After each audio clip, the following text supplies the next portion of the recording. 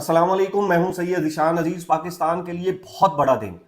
ईरानी जो वफ्द था वो कल रात पाकिस्तान पहुंच गया और अमरीकी वफ्द नायब सदर जो है उनके जेडी वैंस वो आज सुबह नूर खान एयरबेस के ऊपर पहुंच गए।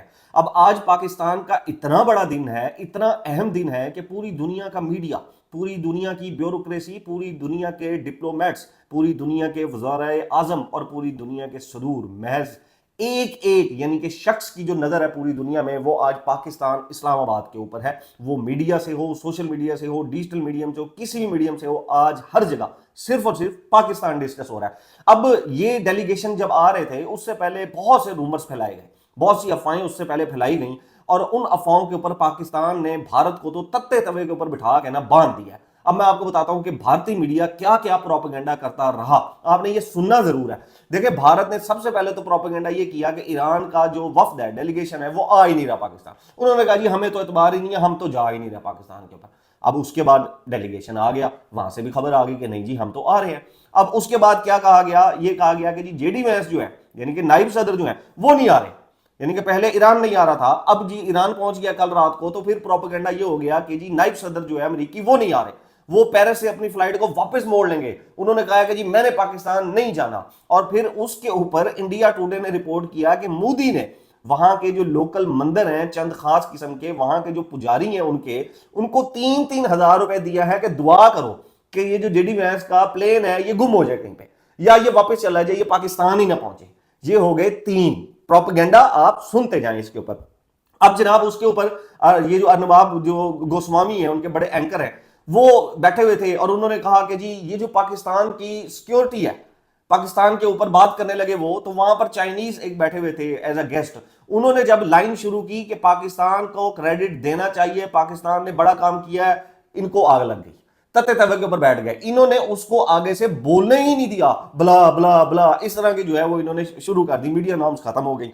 अब आप सुन ले पांचवी पांचवी ये कि इन्हीं के एक चैनल में, जो भारतीय चैनल था, उसके ऊपर बात हो रही थी कि जी ये जो नायब सदर अमरीकी जा रहे हैं इनकी तो सिक्योरिटी का ही बड़ा इशू पड़ जाएगा वहां पे, और ये इनको तो नहीं वहां पर जाना चाहिए। तो उसमें बैठे हुए थे एक साबिक अमरीकी सफीर, साबिक अमरीकी डिप्लोमेट।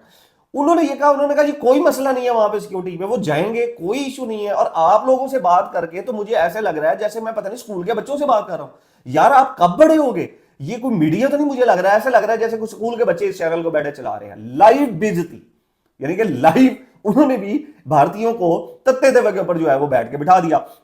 अब जनाब ये 6 आपने सुन ली, नहीं आ रहे नहीं आ रहे, फिर दुआएं और सारा कुछ करते रहे। सुबह जब जेडी वैंस अमेरिकी सदर पहुंचे तो हमारे 5 जो एयर जेट्स हैं F-16, उन्होंने उनका जो है वो वेलकम किया, वीवीआईपी प्रोटोकॉल दिया हमने, अपने जो स्टेट गेस्ट हमारे आ रहे हैं।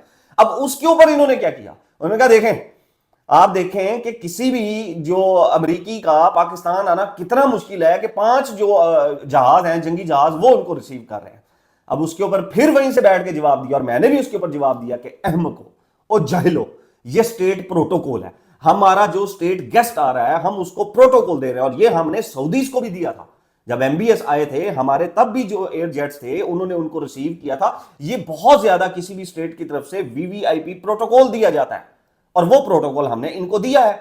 अब देखें, आज आपने जिंदगी में, मैंने कभी किसी को नहीं कहा कि अमेरिकी मीडिया देखें, लेकिन आपने आज के दिन, आपको जितना थोड़ा सा भी टाइम मिले, आपने ये जो इंडियन मीडिया है, भारतीय मीडिया, गोदी मीडिया, मोदी मीडिया आप इसको कहें, इसको जरूर देखना है। 10 मिनट के लिए बस देखें। आपने पॉपकॉर्न उठाने हैं, आपने अपने बच्चों को साथ बिठाना है और उनको कहना है कि बच्चे आज हम कोई कॉमेडी शो नहीं देखेंगे, आज हम कोई मूवी नहीं देखेंगे, मैं आज आपको लाइव एक कॉमेडी शो दिखा रहा हूं, लाइव एक मूवी दिखा रहा हूं, और आपने कोई इंडियन टीवी चैनल लगा लेना है।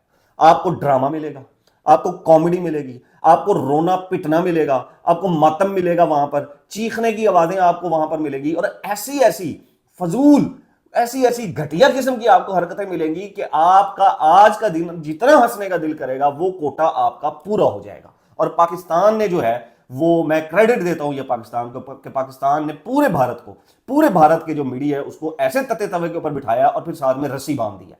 अब ये इनको नीचे से आग भी लग रही है, लेकिन वो जो रस्सी हमने इनको बांधी हुई है ना, वो ये उठ नहीं पा रहे उसके ऊपर से। बहरहाल जी, अब आगे चलते हैं। अब कल जब ईरानी वफ्द आया तो एक तस्वीर उन वहां से इशू हुई, और ईरानी वफ्द ने, उनकी जो जहाज की पहली सीटें थी वहां पर 4 से 5 बच्चों की तस्वीर लगी हुई थी। ये वो बच्चे थे जिनको अमरीकियों ने, जिनको यूएस और इसराइल ने स्कूल के ऊपर बम्बार्डमेंट करके शहीद कर दिया था। और उन्होंने आते ही बताया, उनके स्कूल बैग थे, फूल थे वहाँ पर और सारे, उन्होंने आते ही बताया कि मेरे साथ बहुत मेरे अहम तरीन जो गेस्ट हैं वो भी आए हैं और वो जहाज़ में साथ मेरे आए हैं और वो बच्चों की तस्वीरें थी। ये मैं वो वर्ड नहीं यूज़ करना चाहता, लेकिन ये अमरीकियों के मुंह के ऊपर फेरा है, अमरीकियों के मुंह के ऊपर फेरा है हमारे ईरानी फाते भाइयों ने। और ये तमाम जितना भी डेलीगेशन आया, इसमें ईरानी जो हमारे भाई हैं वो फाते भाई हैं और उनको as a winner, as a hero Pakistan ने उनको रिसीव किया है यहां पर। अब पाकिस्तानियों ने भी इसके अंदर एक जो है वो लुच फ्राई किया अपना, मैं उसको लुच फ्राई करूंगा। बीबीसी के ऊपर एक रिपोर्ट शाया हुई जिसमें एक अमरीकी जो मीडिया का नुमाइंदा था उसने ये बताया कि हम एक होटल में गए और हमने उनसे रिक्वेस्ट की कि हम इस्लामाबाद का व्यू दिखाना चाहते हैं और हमें लाइव करने के लिए यहाँ पे कोई लोकेशन चाहिए, कुछ जगह चाहिए। तो उनसे पता है कितने पैसे मांगे गए? $25,000, लगभग 70 लाख रुपए उनसे मांगे गए। यानी कि ये हमारा वतीरा बन गया। ये बतौर कौम, ये सिर्फ कौम नहीं करती, ये हमारी गवर्नमेंट भी यही करती है। अभी जैसे जंग हुई ना, तो जंग में हमारे हुक्मरानों ने भी यही कहा। जिस तरह रमजान में हम करते हैं ना, रमजान आता है हम सेब बढ़ा देते हैं, रमजान आता है हम केले की कीमतें बढ़ा देते हैं, हम फ्रूट्स की कीमत, हर चीज, यानी कि आटे की कीमत बढ़ जाएगी, चीनी की कीमत बढ़ जाएगी, बेसन की कीमत बढ़ जाएगी, आपको लीमू भी महंगा तरीन मिलेगा क्योंकि कमाई का यह सीजन है। इसी तरह हमारी गवर्नमेंट ने भी इस जंग में कमाई का सीजन बनाया। पेट्रोल को 458-60 रुपए के ऊपर लेकर चले गए, उसके बाद जब बैशिंग हुई, उसके बाद जब लान तान हुई तो फिर नीचे लेकर आ गए। तो ये बतौर कौम हम जो है ना वो लूटना चाहते हैं, हम जो भी आया हम उसको लूट ले। मतलब गधो, तुम्हारे अंदर इतनी अकल नहीं है कि इस वक्त पूरी दुनिया का मीडिया यहां पर आया और वो लाइव करना चाहते हैं, वो लोकेशन वहां पर दिखाना चाहते हैं। अगर वो रेजिडेंस लेना चाहते हैं जो आपके पैसे बनते हैं आप वो लो। अगर वो सिर्फ आपकी छत को जाकर यूज करना चाहता है, वहां से लाइव लोकेशन दिखाना चाहता है, $25,000, भाई लानत है। मैं लानत भेजता हूं ऐसे लोगों के ऊपर कि जो इस मौके के ऊपर भी लूट मार करते हैं, इस मौके के ऊपर भी। और मेरे ख्याल में गवर्नमेंट को इस बंदे को, इस होटल वाले को ट्रेस आउट करना चाहिए किस चीज का इसने $25,000 मांगा है। अब वो जहां जाएगा दुनिया में वो जाकर बताएगा पाकिस्तान में इस तरह की हरकत मेरे साथ की गई थी। ख्वाजा आसिफ साहब ने कल एक ट्वीट किया था और उस ट्वीट के ऊपर मैंने आपको बताया था कि उन्होंने इसराइल के खिलाफ बहुत जबरदस्त उन्होंने ट्वीट किया था, लेकिन वो उस ट्वीट से फिर भाग गए। अब वो एक ट्वीट हुआ, एक ट्वीट से वो भागकर चले गए। उसके बाद उन्होंने मुबैयन तौर पर कल फिर एक और ट्वीट किया, शाम में कल एक और फिर से ट्वीट किया, इसराइल के खिलाफ उन्होंने ट्वीट किया। अब उसके अंदर उन्होंने ये कहा कि इसराइल को लगाम डालनी पड़ेगी यूएस और ईरान की सीज फायर अगर हम चाहते हैं कि ये चले। फिर दौड़ गए, फिर दौड़ गए ख्वाजा साहब। पहला ट्वीट किया इसराइल के खिलाफ, भाग गए, डिलीट कर गया। और उसके ऊपर शुरू हो गया पीएमएलएन का मीडिया, एक्स ने डिलीट कर दिया, एक्स ने डिलीट कर दिया, एक्स ने डिलीट कर दिया। मैंने इसराइल के खिलाफ ट्वीट किए हुए हैं, इमरान खान ने इसराइल के खिलाफ ट्वीट किए हुए हैं, उनके तो नहीं डिलीट हुए। तो ख्वाजा साहब का वखरा ट्वीट सी जिहड़ा एक्स ने पर्सनल लैके उन्होंने डिलीट करता है। अब वो डिलीट हुआ, ख्वाजा साहब ने फिर दूसरा ट्वीट किया। क्यों किया? जब पहला नहीं आपसे संभाला गया, फिर दूसरा ट्वीट किया, उस ट्वीट को फिर से डिलीट कर दिया।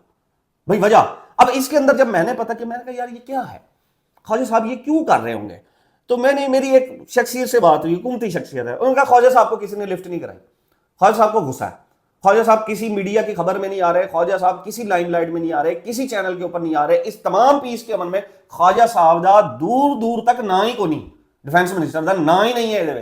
ख्वाजा साहब को ये गुस्सा है, तो ख्वाजा साहब ने कहा कि मैं इसराइल के खिलाफ ट्वीट करता हूं और मैं फिर खबरों में आ जाऊंगा। उन्होंने ट्वीट करता, उस तो बाद लापा होगी उन्होंने।